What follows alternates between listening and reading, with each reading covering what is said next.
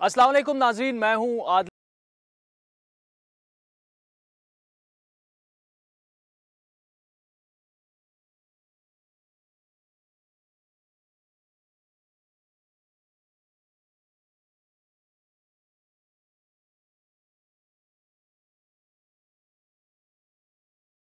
Suspense इसकी बरकरार रखने की कोशिश करता हूँ। वो ऐसे सियासतदान हैं जो हल्के से हटकर भी या जिस भी वो पार्टी में हो, वैसे इतनी पार्टियाँ उन्होंने बदलाई नहीं है, जहाँ पे भी वो हों अवाम में उनकी अक्रॉस द कंट्री एक मकबूलियत मौजूद है। और पिछले दिनों वो काबीना से मुस्ताफ़ी भी हो गए और फिर उन्होंने कहा कि जी मैं मीडिया से बिल्कुल इंटरेक्शन नहीं करूँगा।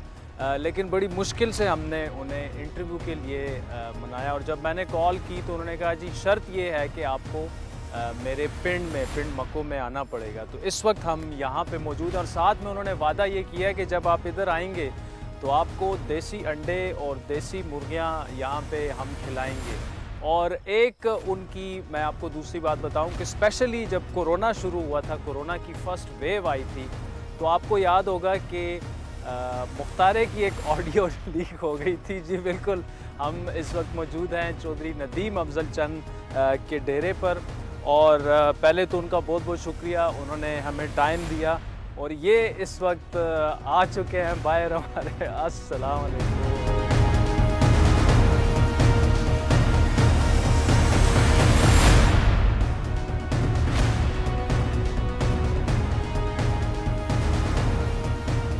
चंद साहब, पहले तो ईद मुबारक, बहुत शुक्रिया। आपने बड़ी ख्वारी तो मुझे करनी पड़ी कई महीने, लेकिन आ ही गए आप मीडिया पे, दूर नहीं रह सकते। बिस्मिल्लाहिर्रहमानिर्रहीम। थैंक यू आदिल भाई, आपसे इनकार नहीं हो सकता था, अदरवाइज़ मैं तो अभी टीवी पे जा ही नहीं और मुझे भूल गया इंटरव्यू में कैसे दिया जाता है। अच्छा। तो मैं, लेकिन आप क्योंकि गांव आ गए तो मैंने कहा ज़रूर, मैं इनकार नहीं कर भूलना आपने इसलिए नहीं है कि बातें बड़ी निकलवानी है मुझे आपसे। नहीं, लेकिन अब क्योंकि बड़ी मुद्दत बाद आपसे हम कर रहे हैं तो आप आहिस्ता आहिस्ता समझ सीखनी पड़ेगी टॉक शो में वापस आने के लिए। मतलब आप तैयारी जैसे एक्सपर्ट लोगों से तैयारी पकड़ रहे हैं।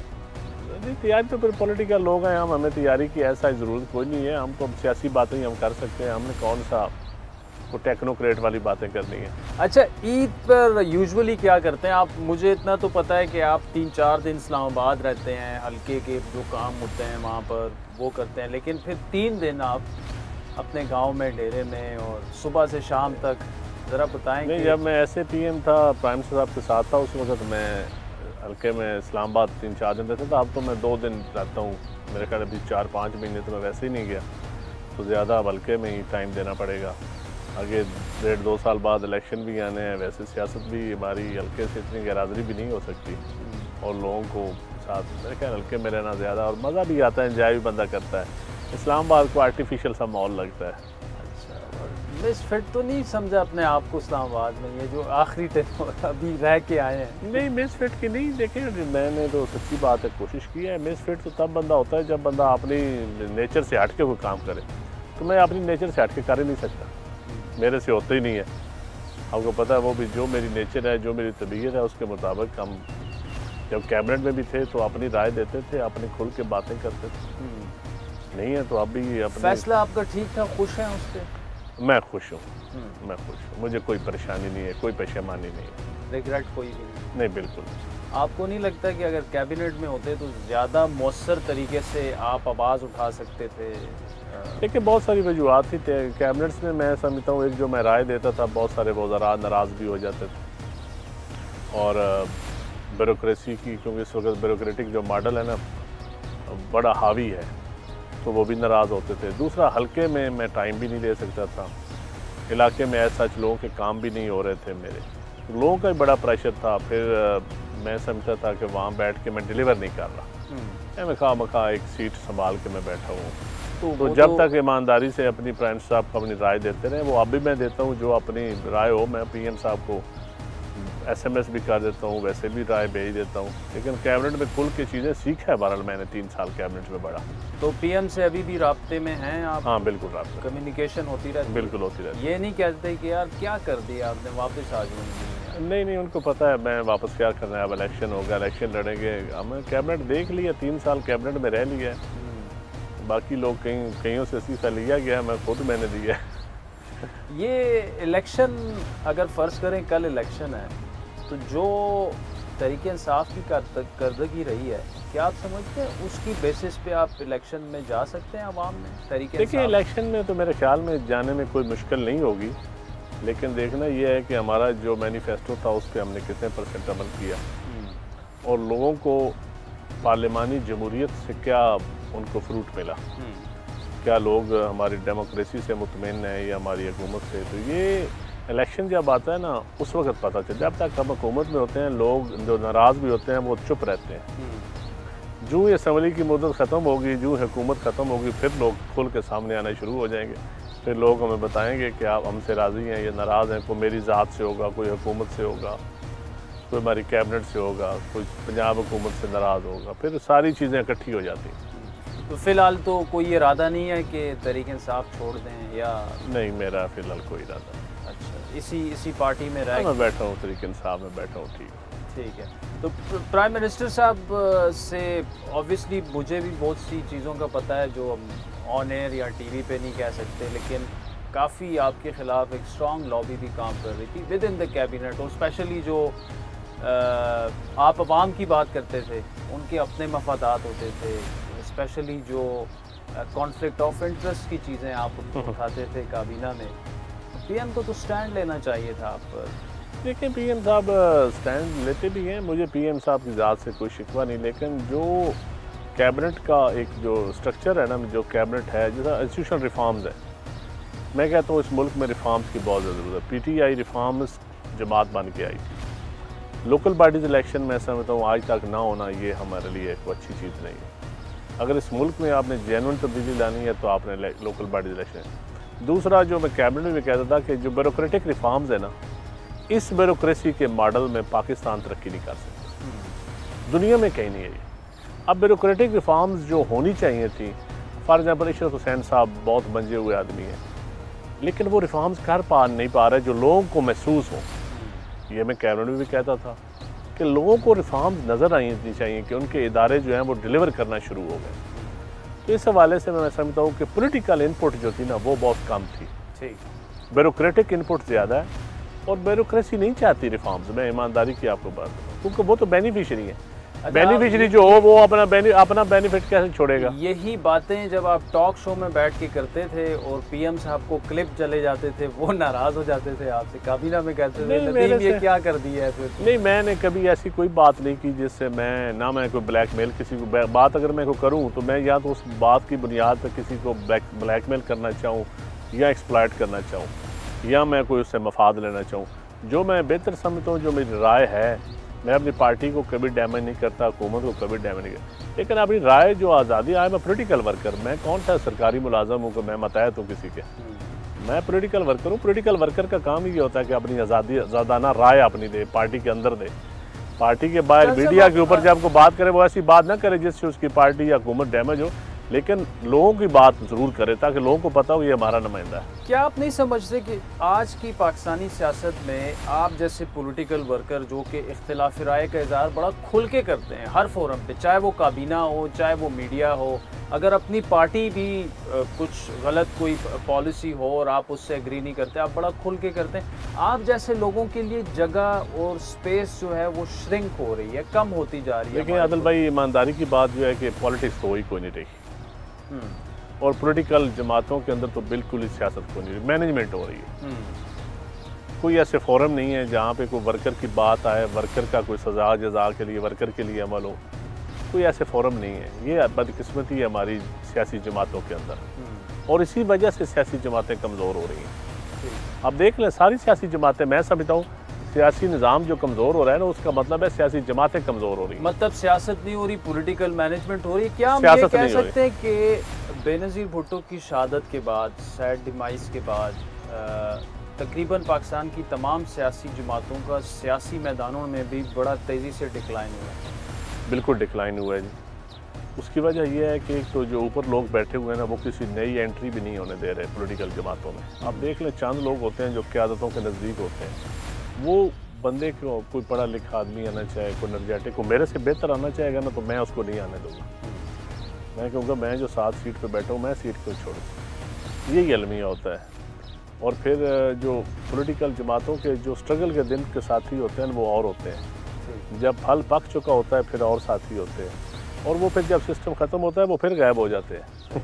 अच्छा, ये अलमिया है। मुझे ये बताएं, चूंकि आप की जो पॉलिटिकल परवरिश जिसे कह सकते हैं, जो नज़रिया है ना, वो पीपल्स पार्टी के साथ जुड़ा, और वो हमें एविडेंट भी अक्सर जो पीपल्स पार्टी के कल्चर ये रहा है, शायद अब उस तरह से नहीं है, लेकिन एक रहा है कि आप खुलकर इख्तिलाफ राय का इजहार भी कर सकते हैं, अपनी क़यादत पर भी तनकीद कर सकते हैं।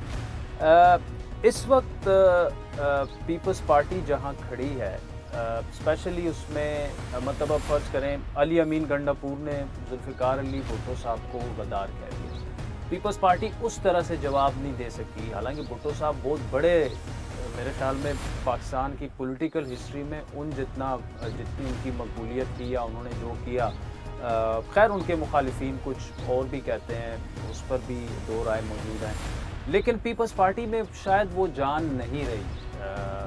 आप जैसे लोग उनमें नहीं हैं, या ऐसे लोग हैं जिनको पता ही नहीं है जुल्फ़िकार अली भुट्टो साहब की तारीख।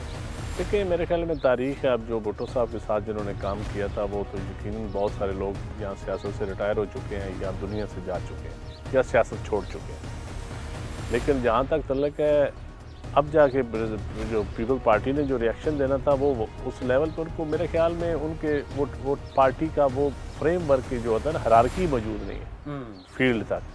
लेकिन अली अमीन गंडापुर साहब मेरी पार्टी के मिनिस्टर हैं और मैं समझता हूँ उन्होंने कुछ सही बात नहीं की। मैं तो भुट्टो साहब को शहीद समझता हूँ, और शहीद को बंदा गद्दार नहीं कह सकता, या शहीद कह सकता है या गद्दार कह सकता है, एक काम ही हो सकता है। तो मैं तो भुट्टो साहब को शहीद समझता हूँ, और मैं समझता हूँ सियासत में हमें इस हद तक नहीं जाना चाहिए कि कल कोई मेरे लीडर को भी या मेरे लीडर के कोई मरूम बाप को, जिस तरह पीछे खान साहब के वालिद साहब को कई लोगों ने कहा, तो हमने कहा नहीं, गलत बात है। जो जिस बंदे का सियासत से तल्लक नहीं है या फौत हो चुका है, आप उनका नाम जो मौजूदा सेटअप है, आप उनके ऊपर अपनी नज़रियाती बात करें, उनकी पॉलिसीज़ पे तनकीद करें, ज़ातियात पे। ये गद्दार वाला चैप्टर मेरे ख्याल में बंद होना चाहिए। पाकिस्तान में ये बहुत खेला जा चुका है और इसका पॉलिटिकल सिस्टम को नुकसान हुआ है, फ़ायदा नहीं हुआ। उसके बाद देख लें कश्मीर में किस लेवल पे अब पोलराइजेशन और किस लेवल पे तनाव आ चुका है। सही बात। तो मैं समझता हूँ कि ये हम हुकूमत में हमारा हक है तनाव ख़त्म करना, तनाव बढ़ाना हमारा काम नहीं है। अच्छा, नदीम अफजल चंद साहब, मुझे एक ब्रेक लेने की इजाज़त दीजिए। बड़ी इंटरेस्टिंग डिस्कशन है और आप भी ये चाह रहे होंगे कि ये गुफ्तगू जारी रहे और जारी रहे। ईद का भी दिन है, मुझे एक ब्रेक लेनी है। ब्रेक के बाद चंद साहब से पूछेंगे, इन्होंने वादा किया था कि आपको देसी अंडे और देसी मुर्गियाँ खिलाएँगे। अभी तक तो सिर्फ पसीने ही आ रहे हैं, अभी तक कुछ नज़र नहीं आया। तो ब्रेक के बाद चंद साहब से इंटरेस्टिंग गुफ्तगू जारी रहे।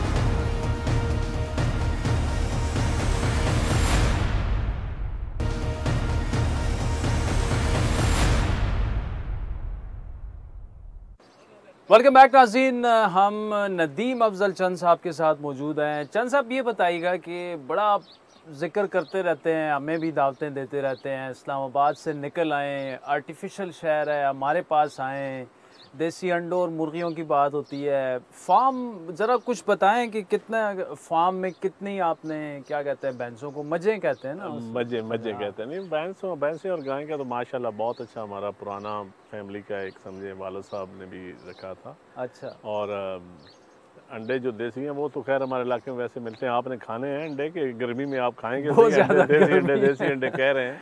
देखिए, आपकी एक फ़ैन फॉलोइंग है, सिर्फ ये हल्के की नहीं, अदरवाइज भी ये है। और मैं सच्ची बात है, मैं अभी इसलिए टॉक शो नहीं करना चाहता था कि फिर बहुत सारे लोग सवाल करेंगे इस्तीफ़ा क्यों दिया, किधर गया है। ये मैं इसलिए अभी ज़रा इतना, मैंने कहा ईद के बाद एक ही दफ़ा इस्लामाबाद जाऊँगा, फिर टॉक शो शुरू करूँगा। अच्छा। तो फिर ये इस वक्त जो टॉक शोज़ में जिस तरह पीछे मैडम फिरदौस और बंदो खेल वाला वाक़या हो गया, जिस किस्म के वाक़यात हो रहे हैं, अब तो टॉक शोज़ में डर लगता है। इज़्ज़त अपनी बच जाए, अल्लाह करे। सियासत में तो सच्ची बात है, इज़्ज़त अल्टीमेट टारगेट इज़्ज़त होता है, लोगों की बेहतरी होती है, लोगों के लिए एक रोल मॉडल आपने बनना होता है, लोगों के लिए आप काम करें। लेकिन जब हम बैठे होते हैं टॉक शोज़ के अंदर और हम कुछ, मैं देखता हूँ लोग झूठ भी बोलते हैं और फिर उसके ऊपर डट भी जाते हैं और फिर एक दूसरे को गाली गलौच, एक दूसरे को इस लेवल पे हम चले जाते हैं कि देखने वाले भी परेशान हो जाते हैं। अच्छा, पहले मुझे ये बताइएगा कि चूँकि आप इमरान खान के तर्जुमान रहे हैं, कि आप तकरीबन 2.5-3 साल पहले ये होता था सियासी जमातों में कि तर्जुमान हो मरकज़ी या इत्तलात का जो शुबा होता था वो ऐसे लोगों को देते थे जो कि मतलब तोल कर बोलते थे, एक एक लफ्ज़ वो बड़ा मेजर्ड कि जी कहीं ऐसा कोई ब्लंडर ना हो जाए।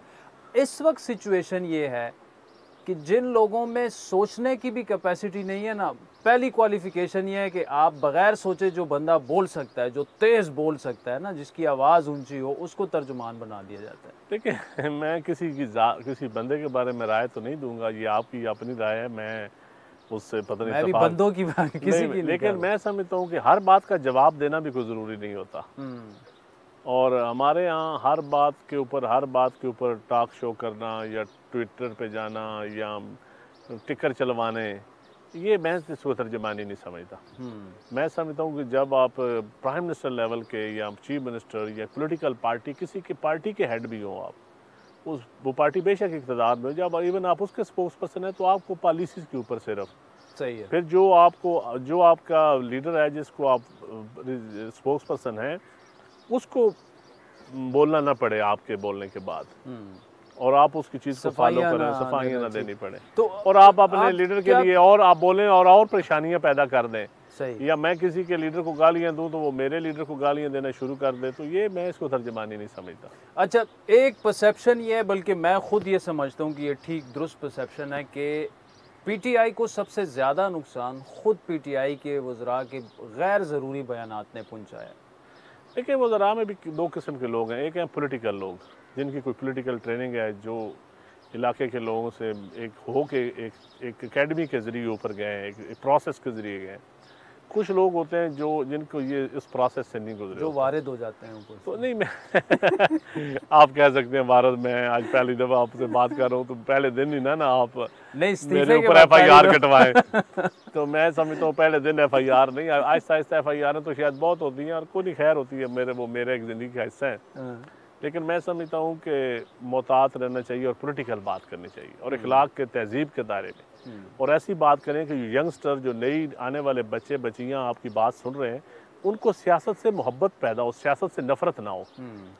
हमने ऐसा एक रोड मॉडल बना दिया कि यकीन जाने अब लोग सियासतदानों को गालियाँ देते हैं, हमारे रवैयों की वजह से, हमारी गुफ्तगू की वजह से, हमारे कंडक्ट की वजह से। तो ये कोई सियासत या पाकिस्तान या पॉलिटिकल पार्टीज़ की ये कोई खिदमत नहीं है। अच्छा, मुझे अभी वो याद आया, मैंने तो इंट्रो में मुख्तारे का नाम ले लिया था, मुख्तारा नज़र नहीं आ रहा मुझे। मुख्तारा बीमार है बेचारा, तो वो हाफिज़ाबाद ही गया हुआ है। अच्छा, वो इधर होता तो आपके साथ मैं उसको मिलाता, तो वो क्योंकि बीमार है। हमारी नेक ख्वाहिशात और दुआएं उनके लिए हैं। तो मुख्तारा क्या करता क्या है आपके लिए? बस इधर इलाके में पीछे मैं नहीं हूँ, तो वो सारा काम करता है और मेरे इलाके के लोगों को डील करता है, और मैं जो तरक्याती काम हो या और कोई लोगों के वेलफेयर के काम हो, तो वो ये डील करता है, मेरे तक पहुँचाता है, या मेरी पॉलिसी अगर जो चीज़ों को मॉनिटर करता है वो मुख्तार के काम। नहीं, वो आप तक नहीं पहुंचाता, वो तो पूरे पाकिस्तान तक पहुंचाता। वो तो आप देख लें कोविड के अंदर जितना मौसर पैगाम हमारा गया है, तो मैं तो समझता हूँ कि वो NCOC को हमें अवार्ड देना चाहिए था। इससे बेहतर पैगाम तो कोई नहीं, मुख्तारे से बेहतर पैगाम कौन सा गया है। वैसे ये बड़ा अच्छा आपकी तजवीज़ है, मुख्तारा अवार्ड अनाउंस कर दे कि जो बंदा SOPs अच्छी तरीके से फॉलो करे। Stay home, stay safe stay home. अब तो लोग हमारी तस्वीर लगा कहते हैं जस्ट स्टे होम। अच्छा, वो अक्सर मुझे भी ऐसे मैसेजेस फॉरवर्ड हो जाते हैं जो मैं आपको फॉरवर्ड करता हूँ, तो उसमें बड़े बड़े मैसेजेस थे, कुछ तो सेंसर हम कर लें उसको लेकिन सबसे अच्छा आपको क्या लगा था जो आपको भी यार ज़बरदस्त? नहीं, मुझे जो 2-3 एक जो गाना बना था, हाँ, और एक मैसेज जो मियाँ शहबाज शरीफ साहब प्रेस कॉन्फ्रेंस कर रहे थे, तो उनकी आधी काटने के बाद जो आगे मेरी आवाज़ लगा दी गई तो वो मैं सच्ची बात है, मैं तो कैसे मियाँ साहब को या किसी पॉलिटिकल आदमी को ऐसी बात मैं नहीं कर सकता, तो वो आपने अपनी मर्ज़ी के पे नून लीग वालों ने भी मेरी आवाज़ में और आगे लगा के सियासत की ऐसी तैसी करो, ये करो वो करो। इस वक्त सियासत का टाइम नहीं है, हर किसी ने अपनी मर्जी से, लेकिन जो उसके ऊपर 2 गाने बने हैं वो बड़े बेहतरीन बने। चले, नदीम अफजल चंद साहब आप हमारे साथ मौजूद रहिएगा। नाज़रीन, एक दफ़ा फिर वक्त चाहता है एक ब्रेक का, और आपसे थोड़ी देर में दोबारा मुलाकात करके नदीम अफजल चंद साहब से ये इंटरेस्टिंग गुफ्तगू जारी है।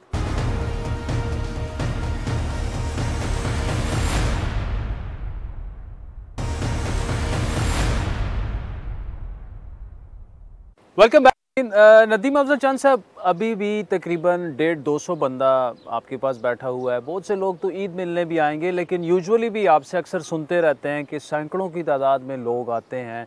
क्या लोगों के आम मसाइल क्या हैं? क्या वही थाना कचहरी उसी में फंसे हुए? मैं सच्ची बात आपको बताऊं कि कोई ऐसा डिपार्टमेंट नहीं है जो बग़ैर सिफारिश के या बग़ैर किसी सफ़ेद पोश के लोगों को डिलीवर कर रहा हो। अच्छा, ये बड़ा अलमिया है।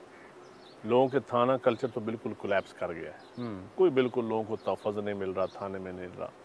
प्राइम मिनिस्टर साहब बड़ी कोशिश करते हैं, लेकिन सूबे उस हिसाब से डिलीवर नहीं कर रहे जो प्राइम मिनिस्टर की ख्वाहिश है। तो थाना कल्चर मैं समझता हूँ इस वक्त तमाम पॉलिटिकल पार्टीज़ की और हुकूमत की भी, हम थानों में इंसाफ, जुडिशल सिस्टम लोगों को, आम जुडिशरी जो है लोगों को वो भी इंसाफ नहीं दे पा रही। फिर वापडा के मसाइल हैं, सुई गैस के मसाइल हैं, लोगों की नौकरी, बेरोज़गारी, आबादी बहुत बढ़ रही है, सैनिटेशन के बहुत सीरियस मसले हैं, पीने के साफ़ पानी के मसाइल हैं। ये वो मसाइल हैं जो आम रोज़ाना लोग हमारे पास लाते हैं, मेरी गली बना दें। मैं यही कहता हूँ लोकल बॉडीज़ इलेक्शन हो जाएँ, इफेक्टिव इलेक्शन हो, टैक्सेशन भी हो, वो टैक्स भी इकट्ठा करें, वो लोगों के ऊपर लगाएं भी, कम्युनिटी की इन्वॉल्वमेंट भी हो। आप मसाइल बता रहे हैं ना, ये ज़्यादा बल्कि 90% तो रिलेटेड है लोकल बॉडीज़, आप पावर डिवोल्यूशन करके दे। भाई यही कहता हूँ कि लोकल बॉडीज़ इलेक्शन अगर होंगे तो आप यकीन जानिए जेन्युइन डेमोक्रेसी उसी दिन शुरू होगी, जिससे लोकल बॉडीज़ आपकी पार्टी नहीं करा रही फिर पंजाब? पता नहीं, अलमिया है। खान साहब से मैं मिला था जब लास्ट टाइम, खान साहब ने कहा था सेनेट इलेक्शन के बाद हम करवाएंगे, और मेरे ख्याल में तो अब होने चाहिए इलेक्शन। जितना डिले कर रहे हैं हम, नुकसान हो रहा है, उससे मुल्क का भी नुकसान हो रहा है और पार्टी का भी नुकसान हो रहा है। पंजाब में आप समझते हैं कि बेहतर चॉइस अगर होती, उस्मान बुज़दार की जगह कोई और होता तो अच्छा डिलीवर कर लेता? देखिए, मैं समझता हूँ कि पंजाब में काम करने की बहुत ज़रूरत है। जितना आबादी, बहुत ज़्यादा आबादी है और वसाइल भी उतने नहीं है जितनी आबादी है, तो मेरे ख्याल में उस्मान बुज़दार साहब को और ज़्यादा मेहनत करनी चाहिए। जितनी मेहनत करें वो कम है, और यंगस्टर्स को लेके, उनकी अपनी टीम को लेके एक इफ़ेक्टिव लोकल बॉडीज़ दे जाएं, रिफॉर्म्स कर जाएं, थाना कल्चर चेंज कर जाएं, ये रेवेन्यू का कल्चर चेंज हो जाए, ये जो हमारे एग्जीक्यूशन एजेंसीज़ हैं, हाईवे, लोकल गवर्नमेंट, ये जो सड़कें बनाना, गलियाँ बनाना, इनका रिफॉर्म्स हो जाएँ, ब्यूरोक्रेटिक मॉडल में रिफॉर्म्स हो जाएँ। ये एक बुनियादी ज़रूरत है। ज़राअत के ऊपर, लाइव स्टॉक के ऊपर जितना काम हो सके, एग्रो बेस्ड इंडस्ट्री हम यहाँ तरक्की करेगी। और बिजली क्योंकि इतनी महंगी है, और देहातों में हम अल्टरनेट एनर्जी की तरफ बिल्कुल जा सकते हैं, खा वो गोबर से जाएँ, खा वो पानी से जाएँ, सोलर से जाएँ। ये ऐसी चीज़ें हैं जो अब तेज़ी से गवर्नमेंट इनिशिएटिव भी दे रही है, कामयाब जवान प्रोग्राम के तहत दे रही है, एहसास प्रोग्राम के तहत दिया जा रहा है, ज़राअत के ऊपर है, एमरजेंसी प्रोग्राम है वो उसके ऊपर है। इस दफ़ा ज़राअत किसानों को अच्छे खासे पैसे मिले हैं। लेकिन मैं समझता हूँ एक पॉलिसी जिस तरह होती है ना जी, कि एक पॉलिसी आ जाए कि लोगों को पता हो कि अब ये पॉलिसी है गवर्नमेंट की, और इस पॉलिसी के तहत हमने अपने बेहतर अनाज देना है, बेहतर मेहनत करनी है। लेबर को भी इस तरह, लेबर मैं समझता हूँ जो इस वक्त लेबर के हालात हैं बहुत कम, बुरे हालात हैं, क्योंकि हम मिनिमम वेज भी नहीं दे पा रहे हैं, और ये गवर्नमेंट का काम होता है मिनिमम वेज के ऊपर अमल दरामद करवाना, और वो भी मैं समझता हूँ इसमें होना चाहिए। ये तो देखिए 3 साल ऑलमोस्ट गुजर गए, 1.5-2 सालों में तो इलेक्शन होने हैं। तो बहुत सारे आदिल भाई, बहुत सारे काम हुए भी हैं, बहुत सारे मैंने भी आपको बताया, एहसास प्रोग्राम हो गया, कामयाब जवान प्रोग्राम हो गया, ये ऐसे काम हैं जिनका फ़ायदा भी लोगों को हो रहा है। और लेकिन अभी भी एग्रीकल्चर में बहुत लोगों ने पैसे, इस दफ़ा ठीक खुशहाली आई है, फ़ायदा हुआ है, लेकिन जितना भी काम हो, भी हम डेवलपिंग कंट्रीज़ हैं ना, हम कौन सा आइडियल मुल्क हैं, और लोगों के आप हालात देखें, हालात भी बहुत बुरे हैं। अब मैं हर वक्त, अब 3 साल बाद मैं पिछली हुकूमत को तो आप ताने नहीं दे सकता। हाँ, तो पिछली हुकूमतों को मैं कितने ताने दूंगा। तो अब इस वक्त मैं समझता हूँ कि हमें टाइम बड़ा थोड़ा है, ये आखिरी साल है, सही, इसमें जितना हम कर सके वो सबसे बेहतर है। और अगर इसमें भी ना हो सका तो फिर क्या होगा? बदकिस्मती हो बदकिस्मती हो। इलेक्शन में फिर और क्या अगर होगा? खान साहब भी तब्दीली नहीं ला सकते, लोगों की उम्मीदें टूटेंगी, नौजवानों की, एक उस तबके की उम्मीद टूटेगी जो लोग सियासत में पहली दफ़ा इन हुए थे, जिनको सियासत में, जिन्होंने ओनरशिप फर्स्ट टाइम। समझते कि उम्मीदें मेजॉरिटी की तो ऑलरेडी टूट चुकी हैं? नहीं, मैं इस वक्त तो नहीं, अभी मैं कह सकता 1 साल और इंतज़ार करें आप। 1 साल। अच्छा, इस वक्त जो टीम को डिलीवर करना चाहिए ना, अकेले खान साहब डिलीवर करते भी रहे ना, तो वो इम्पैक्ट, खान साहब कितने महकमों को खुद देख सकते हैं। असल मसला है टीम को डिलीवर करना चाहिए। ठीक। सूबे से लेकर ऊपर तक, और ब्यूरोक्रेटिक मॉडल चेंज करना पड़ेगा आपको। ये जो असिस्टेंट कमिश्नर, डिप्टी कमिश्नर वाला मॉडल है ना, ये ख़त्म हो गया है। ये जो आपका ब्यूरोक्रेसी सेक्रेटरीज वाला मॉडल आपको नज़र आता है, ये अंग्रेज़ ने बनाया था रूल करने के लिए, गवर्न करने के लिए, रिफॉर्म वाला मॉडल नहीं था। अब आप दुनिया के अंग्रेज़ों के मुल्कों में चले जाएँ, ये मॉडल कहीं पे भी नहीं है। अगर इतना अच्छा मॉडल होता तो वो खुद अपने मुल्कों में ये मॉडल नाफज कर लेता, और हम उसी जगह पे खड़े हैं और कोई इतने बड़े बड़े ब्रेन बैठे हुए हैं, कोई रिफॉर्म्स भी नहीं कर रहा है इन चीज़ों के ऊपर। ये अलमी है। यही बात मैं कैबिनेट में बार बार कहता था और अब भी कहता हूँ खान साहब। अच्छा, थोड़ा सा आपके सरगोदा की सियासत की बात करते हैं। कितने डिफरेंट ग्रुप्स हैं, 3-4 यहाँ पे? यहाँ बहुत सारी पुरानी फैमिलीज़ हैं जो इलेक्शन लड़ती हैं, और ग्रुप्स पार्टी, सारी पार्टियों के वोट भी हैं। 3 ही बड़ी पार्टी हैं यहाँ पे, पीपल्स पार्टी भी है, PTI भी है, नून भी है, तीनों बड़ी पार्टी हैं। जमात इस्लामी का वोट भी है थोड़ा बहुत, तरीके लब्बैक ने भी अच्छे खासे वोट लिए थे इस इलाके से, तो MWM का वोट भी है यहाँ पे। पॉलिटिकल पार्टीज़ का वोट है सारी पार्टियों का, लेकिन यहाँ 70% आप समझें बिरादरियों के दड़े बंदियों के वोट हैं, 30% पार्टियों का वोट है। अच्छा, 70% दड़े बंदियों के वोट है। आपका जो इलेक्शन था उस वक्त PTI की एक हवा भी थी, आपकी अपनी पॉपुलैरिटी भी थी, ज़ाती वोट बैंक भी, फैमिली बैकग्राउंड आपका, हारने की अभी तक कोई वजह समझ आई है? नहीं, मुझे वजह समझ है लेकिन मैं बता नहीं सकता आप। अच्छा, बिल्कुल समझ है। और बड़े खुल के बात करते हैं, बता नहीं, मैं वो मीडिया पे बताने वाली बात नहीं, जिनको बताना था मैंने बता दिया था। अच्छा, हाँ। मतलब आप समझते हैं कि इलेक्शन ये वाला फेयर नहीं था जो आप नहीं, बिल्कुल आइडियल नहीं था, कभी भी आइडियल इलेक्शन नहीं हुआ। ये तो मैं खान साहब ये बात ठीक करते हैं कि यहाँ इलेक्टोरल रिफॉर्म्स की बहुत ज़रूरत है, वरना हर पार्टी हारने वाला इल्ज़ाम लगाता रहेगा। रिफॉर्म्स पे सारी पार्टियों को बैठ के करने चाहिए। खालिद मकबूल सिद्दीकी साहब ने चंद दिन पहले हमारे शो में कहा था कि PTI जेन्युइनली इलेक्शन नहीं जीती। नहीं, ये मैं नहीं कहता PTI के, मैं तो PTI का उम्मीदवार था ना, तो मैं क्यों आ रहा हूँ। ये धांधली को सिर्फ PTI को जितवाने के लिए नहीं हुई, और भी बहुत सारे मामला कई जगह पे हराने के लिए भी हुई है। अच्छा मतलब इधर भी हुई है उधर भी हुई है। ये मैनेजमेंट है, एक तरफ थोड़ी सी ज़्यादा हो गई है तो ये मैनेजमेंट है, ये मैनेजमेंट। अच्छा, फेयर इलेक्शन मैं नहीं कह सकता। नाज़रीन, वक्त हुए चाहता है एक ब्रेक का, जिसके बाद नदीम अफजल चंद से ये इंटरेस्टिंग गुफ्तगू जारी रखेंगे।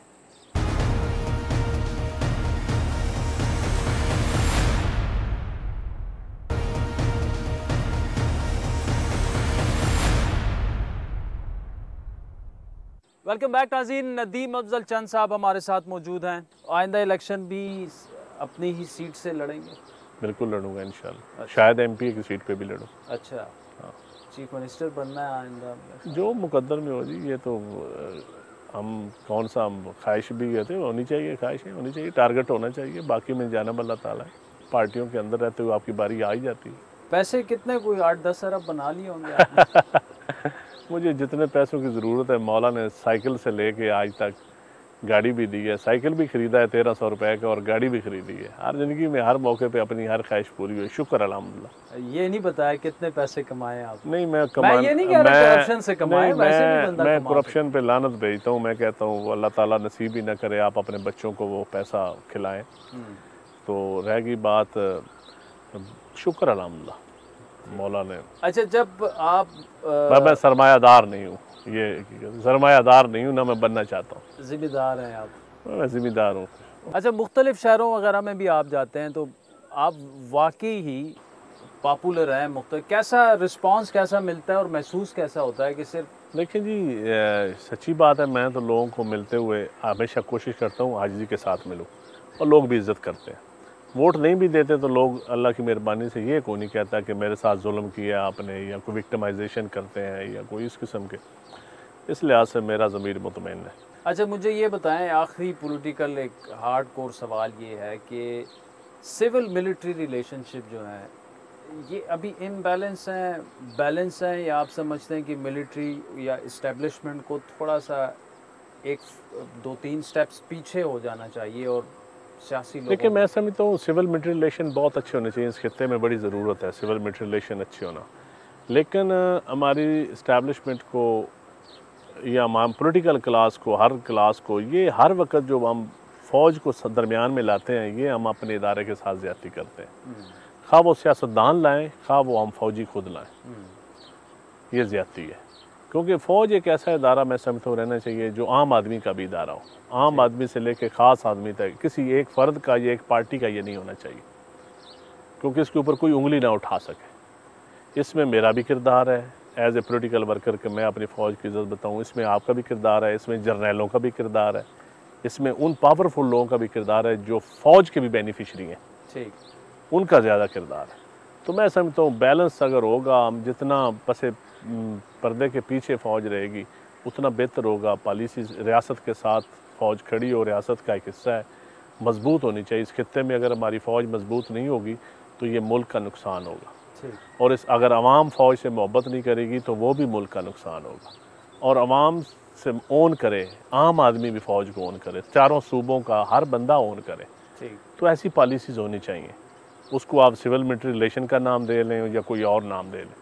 मैं कहता हूँ कि आम आदमी अपनी फ़ौज को ओन करे, इज़्ज़त करे, जिस तरह पहले कभी होता था। देखिए बड़े बड़े वाक़यात हुए हिस्ट्री में, भुट्टो साहब को फांसी हुई या उसके बाद भी टेक ओवर हुआ 2-3 दफ़ा, लेकिन वक्त के साथ साथ हमने देखा है कि हमें इदारा जो है इसकी इज़्ज़त बनाने के लिए इसको अपने आइनी रोल में रहने चाहिए, और पॉलिटिकल लोगों को आगे खुद आना चाहिए। अपनी नाकामियाँ खामियाँ का ज़िम्मेदार खुद होना चाहिए, दूसरों को नहीं गिरदाना चाहिए। चले नदीम अफजल चंद साहब, बहुत शुक्रिया। इंटरव्यू में आपको मैंने ज़्यादा तंग नहीं किया, तो अब खाने में आपने वादे के मुताबिक खाना अब आपको सादा सा खिलाएंगे ताकि आप इस्लामाबाद आराम से चले जाएं, आपकी सेहत भी ख़राब ना हो। ठीक है। वैसे आपने हमने आपको एक इफ्तिताह पे भी ले चलना है, क्योंकि अब क्लाइमेट चेंज और ये आजकल इलेक्ट्रिक गाड़ियाँ हैं, तो हम हमारे इलाके में पहली दफ़ा लगी है हमारी वो गाड़ियाँ चार्ज करने वाली मशीनें फर्स्ट टाइम लगी हैं। अच्छा, तो उसका आपसे इफ्तिताह करवाएंगे, आपको ले चलेंगे। नहीं, इफ्तिताह तो आप ही ने करना है। चलो आप साथ खड़े होंगे ना, आपको ले चलेंगे। आपने काटना है, लेकिन ये आपने दुरुस्त बात की है। इवन EU में तो 2035 तक अब तकरीबन वो जो पेट्रोल और डीजल पे चलने वाली गाड़ियाँ हैं उसका वो मुकम्मल उनको ख़त्म कर रहे हैं। तो दिस इज़, और यहाँ भी हम गवर्नमेंट की ये प्रायोरिटी है कि इलेक्ट्रिक गाड़ियों की तरफ लोग आएँ, और ताकि ये माहौल भी साफ़ हो, और हम जो तेल इंपोर्ट करते हैं इतना ज़्यादा उसका बिल भी कम हो, और बहुत सारी चीज़ों से फ़ायदे हैं। तो उस हवाले से अब गवर्नमेंट बड़े इनिशिएटिव ले रही है, और हमारे इलाके में अवेयरनेस भी है। लोग चाहते हैं कि इलेक्ट्रिक गाड़ियाँ आएँ, लोडर भी आएँ, आम गाड़ी रिक्शे भी इलेक्ट्रिक आ जाएँ, ताकि आम आदमी को फ़ायदा हो। चंद साहब, बहुत बहुत शुक्रिया। नाज़रीन, आपने नदीम अफजल चंद का तफसीली इंटरव्यू, और उनका पहला इंटरव्यू था, बड़ी मुश्किल से वो माने हैं। वैसे अभी तो बड़े मॉडल्स बन रहे हैं ना कि आपके बगैर मैं वैसे ही आपको इनकार नहीं कर सकता, लेकिन बड़ा इन्होंने 4-5 जब से इन्होंने इस्तीफ़ा दिया है तो वो कह रहे थे मीडिया पे नहीं आएंगे, लेकिन थैंक्स टू MK उन्होंने चूज़ किया हमारे ही प्रोग्राम को, और आपने सुना उनके ख़यालात को। तो अभी आपको लिए चलते हैं, इन्होंने एक इफ्तिताह करना है, मैंने सिर्फ साथ में खड़ा होना है, फ़ीता मैंने नहीं काटना। तो थैंक यू सो मच, अपनी ईद एंजॉय कीजिए। और हाँ, कोविड की जो चौथी वेव है, अब ईद में अक्सर हमने देखा है कि ईद के दौरान और स्पेशली ईद के बाद अचानक से राइज़ आता है कोविड के केसेस में। तो अपने और गिरदोनवा का, अहलो याल का ख्याल रखिएगा, मास्क ज़रूर पहने और सैनिटाइज़र का इस्तेमाल भी कीजिए। आदिल शाह ज़ेब को इजाज़त दीजिए।